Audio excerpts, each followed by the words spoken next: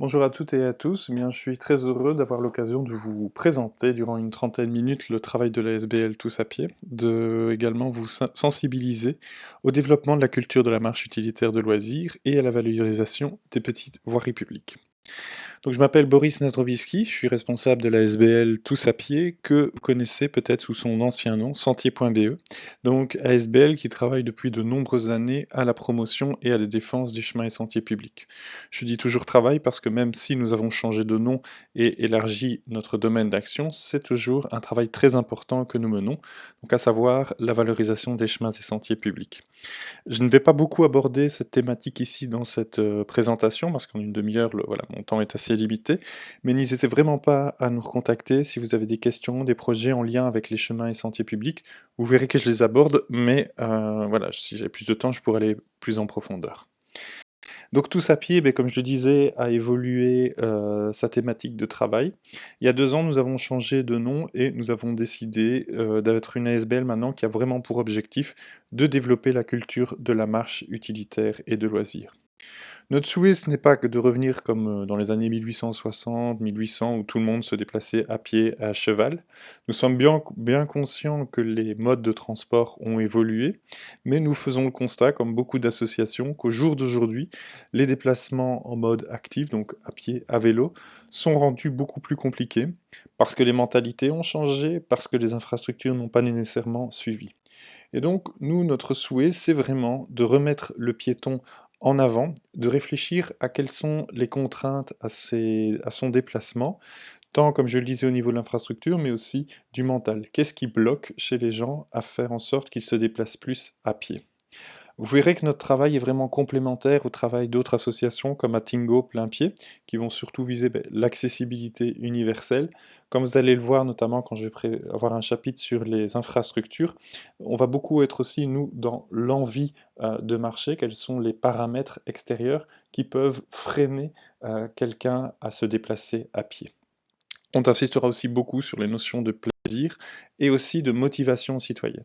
D'ailleurs, un de nos gros projets qui va sortir ici prochainement, c'est la mise en place d'antennes locales piétonnes, donc à l'image du CRAC, de mobiliser la communauté piétonne pour montrer qu'ils ont envie que le piéton soit mieux pris en compte et aussi bien de faire ressortir au sein d'une commune ce qui va mais aussi ce qui ne va pas. Ma présentation va se diviser en 4 axes, au fait 4 échelles, et donc je vais essayer de vous montrer des axes d'action à ces différentes échelles pour améliorer la place du piéton. Tout d'abord, à l'échelle de la commune, je vous invite vraiment en fait à rendre concret quelque chose qui est dans la déclaration de politique régionale depuis les dernières élections, à savoir le principe STOP ou le principe de l'inversion de la hiérarchie des modes. Qu'est-ce que ce principe dit? Il ne dit pas qu'il faut exclure la voiture, il ne dit pas que, il faut que se déplacer à pied, mais il dit que dans la réflexion que l'on a au niveau des espaces publics, quand on doit réfléchir de nouveaux aménagements, quand on a une politique de mobilité, eh bien d'abord, il faut réfléchir aux piétons, puis aux cyclistes, puis aux transports en commun et finalement aux voitures. Et donc ce principe, effectivement, je vous invite vraiment à l'avoir, bien en tête et de l'appliquer, le plus possible. Je le répète, c'est quelque chose que l'on a au niveau de la déclaration régionale de mobilité et qui est maintenant tout partout en Belgique, puisqu'il est aussi d'application en Flandre et à Bruxelles. Il est important de se rendre compte qu'avoir une politique pour le piéton, c'est pas simplement de privilégier une personne qui va faire un déplacement à pied pour se rendre à la boulangerie. Le piéton, c'est une personne qui se déplace sur l'entièreté de son trajet à pied, mais c'est aussi une personne qui va aller prendre le train, le tram, qui va aller prendre le bus, un taxi, un vélo partagé ou encore un parking où sa voiture a été garée. Il ne faut pas oublier que tout le monde est piéton. On parle d'ailleurs souvent du parent pauvre de la mobilité parce que ça semble tellement logique qu'on n'y consacre pas nécessairement beaucoup d'attention. Or, privilégier le piéton, réfléchir au piéton, c'est privilégier l'ensemble des modes de déplacement. À l'échelle de la commune, j'insisterai aussi pour que vraiment vous soyez sensibilisés à la notion de plaisir, de donner envie de marcher. Quand on réalise des plans communaux de mobilité, intercommunaux, cette notion n'intervient pas toujours très fort. On parle beaucoup infrastructure, on parle beaucoup sécurité, on parle beaucoup de flux. L'importance du plaisir des déplacements est quelque chose de très important. Si vous voulez diminuer le nombre de voitures, pas les supprimer, mais les diminuer, qui circulent au sein d'une ville, au sein d'un village, il faut favoriser les autres modes, il faut donner envie de se déplacer autrement. Et donc cette notion de plaisir doit vraiment être très importante, et notamment dans les aménagements que vous allez proposer, dans les tests que vous allez effectuer. Important aussi à l'échelle d'une commune de voir le réseau piéton comme quelque chose de complémentaire aux autres réseaux.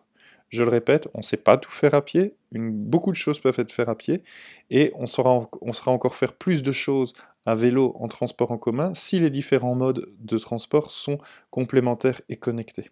Favoriser les cheminements à pied vers les arrêts de bus, vers les écoles, vers les lieux de transport en commun, va permettre de diminuer l'usage de la voiture individuelle.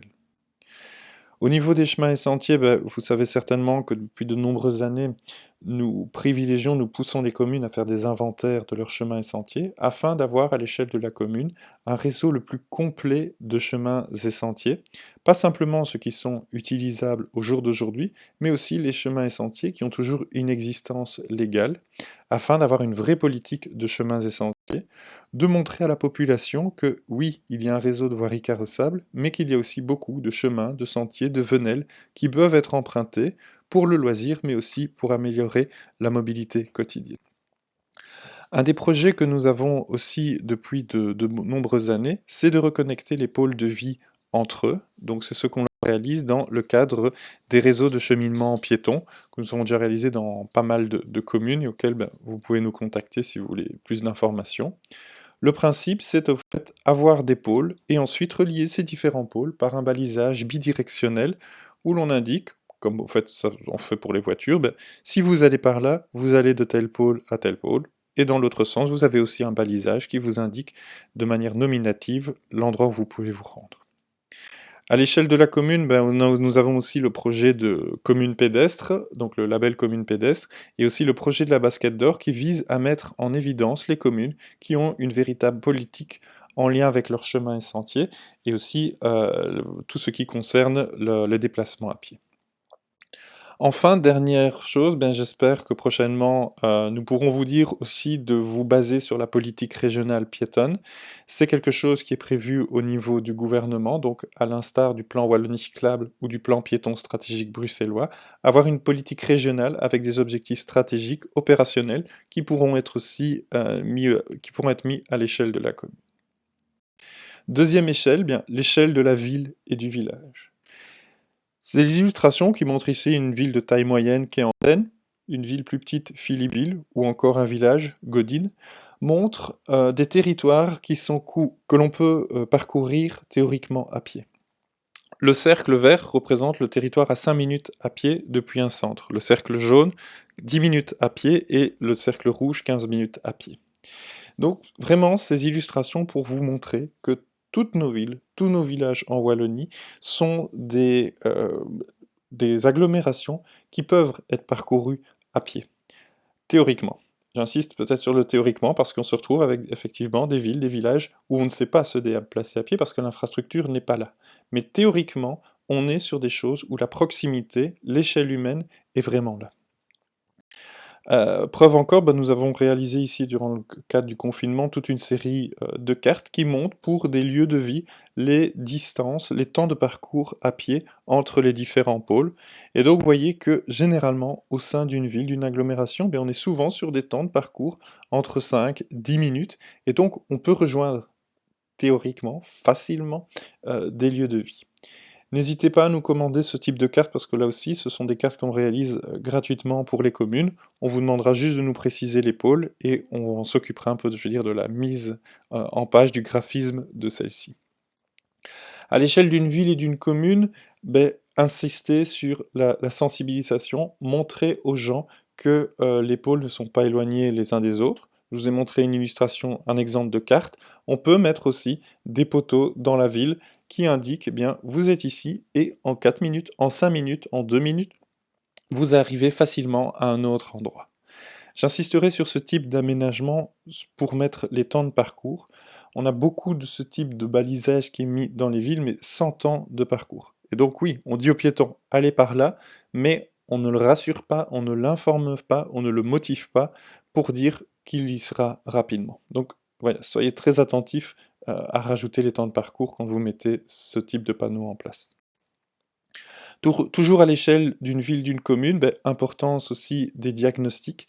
Donc avoir un vrai diagnostic des cheminements qui sont de qualité, qui sont problématiques, des problèmes ponctuels ou linéaires que l'on va rencontrer le long de ces différents cheminements, et aussi de vous donner une stratégie en termes d'aménagement, de mettre en évidence des liaisons qui sont importantes, qui structurent la ville, le village, et donc vraiment de favoriser les cheminements piétons au sein de vos agglomérations. Je n'ai pas beaucoup le temps d'insister sur quelque chose qui me semble pourtant très important, c'est aussi la motivation de donner de l'espace aux piétons au sein d'une ville. Redonner de l'espace aux piétons, ça veut dire en reprendre autre part.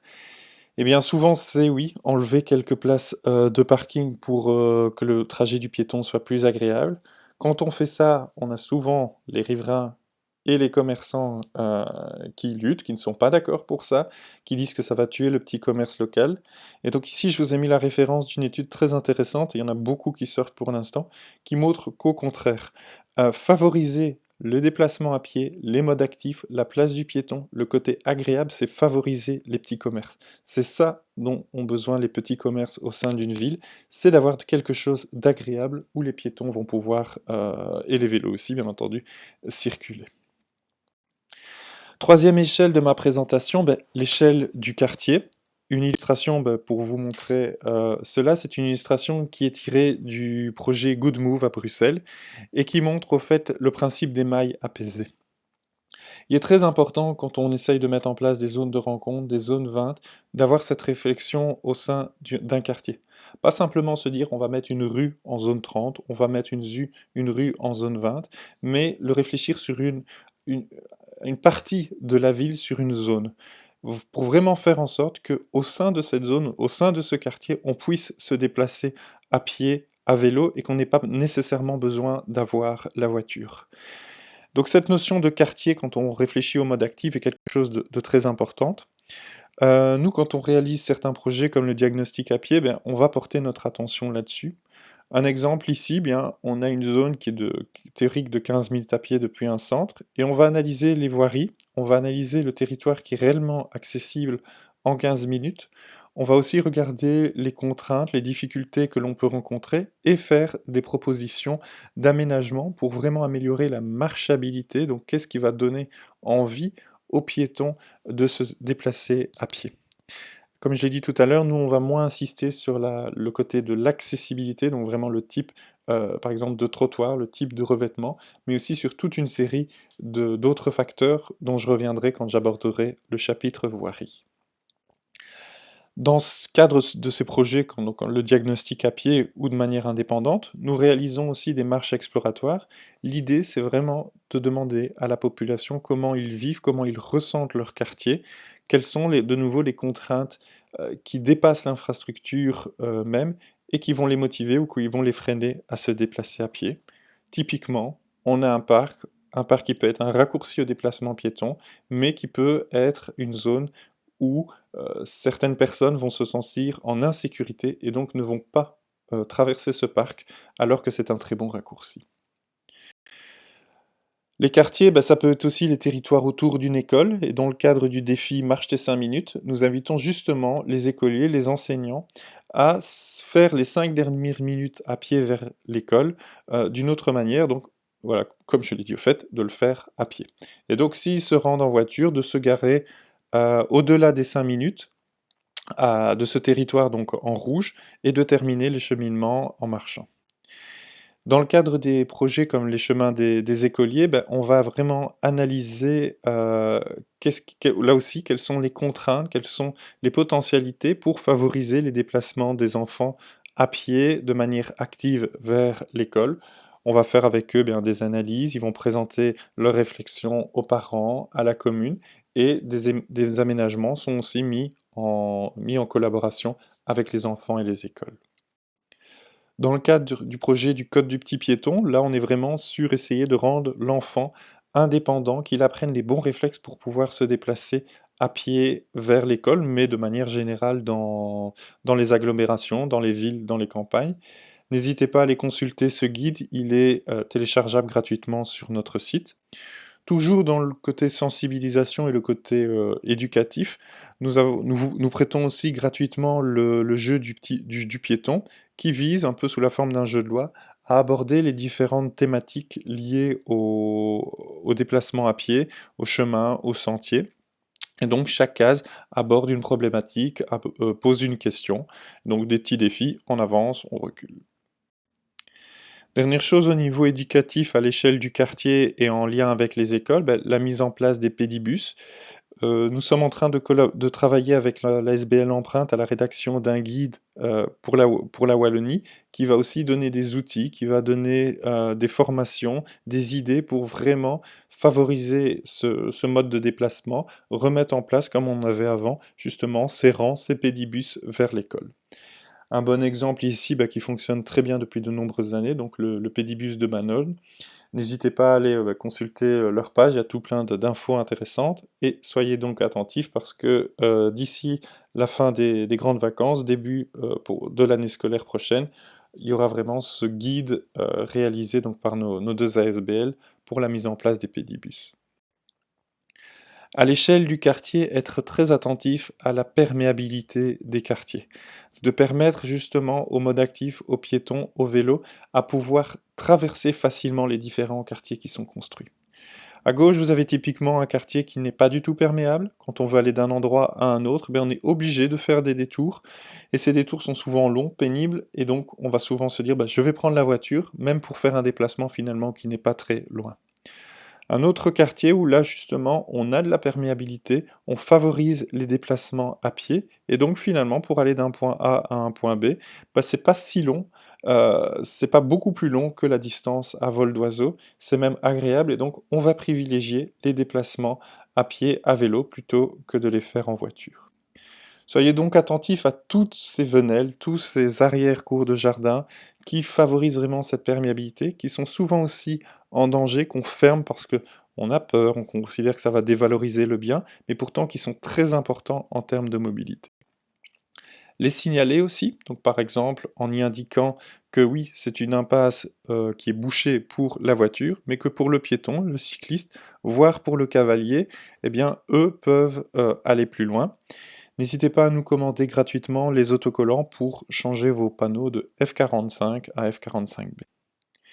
Autre exemple aussi, où un chemin mérite d'avoir un peu plus d'informations. Donc ici, vous avez une venelle qui commence près d'une maison. Si on est nouveau dans le quartier, on se dit, en fait non, on ne peut pas passer par là, c'est quelque chose de privé. Or, c'est véritablement un chemin qui est accessible au public et qui mérite peut-être une petite balise ou un nom qui va indiquer que c'est un chemin public, qui va même peut-être rappeler son histoire. Dernière échelle, l'échelle de l'infrastructure. Je dirais que c'est très important de réfléchir l'infrastructure pour l'ensemble des piétons. Les piétons, ça peut être un enfant, ça peut être un adolescent, ça peut être un adulte, ça peut être une personne âgée, ça peut être une personne à mobilité réduite, une personne malvoyante. Ça peut être aussi quelqu'un qui va être avec sa poussette ou qui va avoir un caddie pour revenir du supermarché après avoir fait ses courses. Donc l'infrastructure, il faut vraiment la penser pour le plus grand nombre possible, qui peut le plus pour le moins. Et donc voilà, c'est sûr, il faut penser à l'accessibilité universelle. Alors je ne vais pas aborder, je vais pas développer parce que comme je l'ai dit tout à l'heure, il y a d'autres ASBL qui vont travailler là-dessus et avec qui nous travaillons en collaboration. Donc c'est vrai, il faut aller par là. Et moi ici, à l'échelle de l'infrastructure, je vais essayer de vous sensibiliser à justement essayer d'aller aussi plus loin que cette accessibilité universelle. Alors il y a beaucoup de grilles d'analyse qui existent pour voir si une infrastructure est bonne. Une qu'on aime particulièrement au niveau de Tous à pied, c'est Jan Gehl, qui dit que justement, l'espace public, l'infrastructure, elle doit être réfléchie pour la protection, mais aussi pour le confort et pour le plaisir.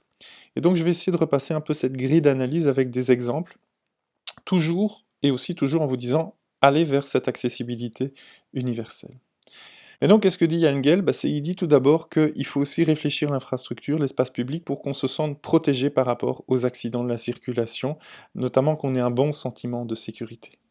Et donc, quand on fait des infrastructures, il faut aussi penser à bien faire respecter, et j'insiste sur ce mot, respecter l'espace public qui est dédié aux piétons. Vous voyez ici un espace public, un trottoir qui est de bonne qualité, qui a un bon revêtement, qui a une bonne largeur, mais finalement, il y a des voitures qui débordent dessus et qui amènent les piétons à devoir vraiment marcher sur le bord du trottoir, même parfois à aller sur la route. Et donc, là aussi, je suis désolé, il y a peut-être des policiers dans la salle, il y a peut-être des échevins. La répression doit aussi, la sensibilisation, mais la répression doivent être aussi là quand ça ne fonctionne pas bien, pour vraiment permettre aux piétons de circuler avec ce sentiment de sécurité. Ça peut passer par comme je disais, de la sensibilisation, de la répression, et aussi par des aménagements, comme on peut avoir ici des rues scolaires, qui vraiment améliorent le côté de sécurité, le côté agréable, pour terminer le cheminement vers l'école. Sécurité, sentiment de sécurité par rapport aussi aux automobilistes, mais par aussi aux autres personnes. Le sentiment d'agression. Est-ce que je vais me sentir agressé? Est-ce que j'ai un risque pour moi si je rentre par exemple dans une venelle, si je passe sous un pont? Et donc se dire quels sont les aménagements qui peuvent être mis en place. La mise en place de luminaires rend aussi l'espace public plus agréable. Ici, vous aviez un passage sous voie qui était très glauque, on peut le dire. On y a mis de la couleur. Ça rend le côté plus agréable, ça donne plus un sentiment de sécurité aux personnes, et donc ça va favoriser aussi les déplacements. Autre échelle en termes de sécurité, l'échelle par rapport aux éléments extérieurs. Est-ce que je me sens en sécurité par rapport au vent, par rapport à la pluie, par rapport au soleil? Typiquement ici, on a un espace public où on chemine, où on peut s'arrêter, mais aussi où on peut se sentir protégé, par exemple, par rapport au soleil, grâce à l'ombrage des plantes. Et donc, sur ce côté sécurité, quand vous faites des analyses d'espace public, quand vous mettez en place des plans, ne voyez pas simplement le côté sécurité par rapport à la voiture, mais aussi par rapport aux autres personnes, par rapport aussi aux conditions climatiques. Quatrième critère de la grille d'analyse de Jan Gehl, vraiment favoriser les opportunités pour marcher. Le piéton, c'est quelqu'un qui est actif, qui dépense son énergie physique pour se déplacer. La dernière chose dont il a envie, c'est qu'on lui mette des entraves physiques qui vont rendre plus compliqué, plus long son parcours. Alors cette image, c'est des villages en Afrique qui montrent, que vous voyez bien les traces, que le piéton, le marcheur, va faire les itinéraires les plus courts, les plus logiques pour aller d'un point A à un point B. C'est en Afrique, mais c'est aussi chez nous. Et on le voit souvent que beaucoup d'aménagements sont mis en place, mais ne prennent pas nécessairement en compte les cheminements les plus directs du piéton. Le piéton, s'il a l'opportunité, il va retracer lui-même au détriment du paysagiste qui avait réfléchi à un aménagement, mais qui n'est pas respecté par le piéton. Autre exemple aussi d'une nouvelle place qui a été mise en place, pardon pour le jeu de mots, récemment, et vous voyez ici, donc la ligne jaune représente le cheminement d'un point A à un point B. Ce cheminement à vol d'oiseau, donc le cheminement le plus direct pour le piéton, il fait 67 mètres. Voici ce qui a été mis en place, le cheminement que le piéton est théoriquement obligé de suivre par rapport à l'aménagement. Et donc on a un aménagement ici qui fait 86 mètres, et donc vous voyez qu'on est à plus d'une dizaine, presque 20 mètres en plus de déplacement supplémentaire. Alors oui, l'aménagement, il est beau, oui, l'aménagement, il est accessible, parce qu'il peut même être fait en chaise roulante, mais on lui fait faire un détour. Et le problème du piéton, c'est que quand on lui fait faire beaucoup de détours, il y a un moment, il ne respecte plus les règles. Alors, nous-mêmes, au niveau de la SBL, on condamne, bien entendu, ça. On n'est pas pour dire, tant pis, ne respectez pas les règles. Il faut respecter les règles, mais il y a un moment, pour le piéton, c'est plus fort que lui. Donc, facilitez-lui la tâche. Mettez-lui en place des aménagements qui vont lui donner aussi envie, justement, de suivre ces règles. Facilitez-lui la vie. Autre exemple ici aussi d'aménagements qui vont faciliter la vie du piéton, les trottoirs traversants. Possibilité, mais on peut faire d'autres choix aussi, et finalement dire non, désolé, on privilégie le piéton, et on rogne un peu sur la voirie dédiée à la voiture pour permettre la continuité des cheminements piétons. On voulait mettre une poubelle, on voulait mettre un banc, on rogne un peu sur le parc pour permettre que pour le piéton, ce soit agréable. Et ça, dans la vie quotidienne, ces éléments comme ça qui posent problème, qui coupent les cheminements naturels du piéton, bah, ils sont nombreux. En période de travaux, on les voit souvent aussi, même si l'obligation, théoriquement, est de favoriser et de continuer à avoir un cheminement continu. Même chose lorsqu'on met en place des poteaux, bah, réfléchir à ce qu'ils ne soient pas des contraintes supplémentaires dans le cadre des déplacements piétons. Et comme je vous le montre, bah, les choix, on peut les faire si on veut favoriser les déplacements à pied. Cinquième catégorie, critère de Jan Gehl, bah, donner aussi de l'espace pour le piéton pour être debout, pour s'arrêter, pour discuter, pour faire du lèche-vitrine. C'est quelque chose aussi d'important.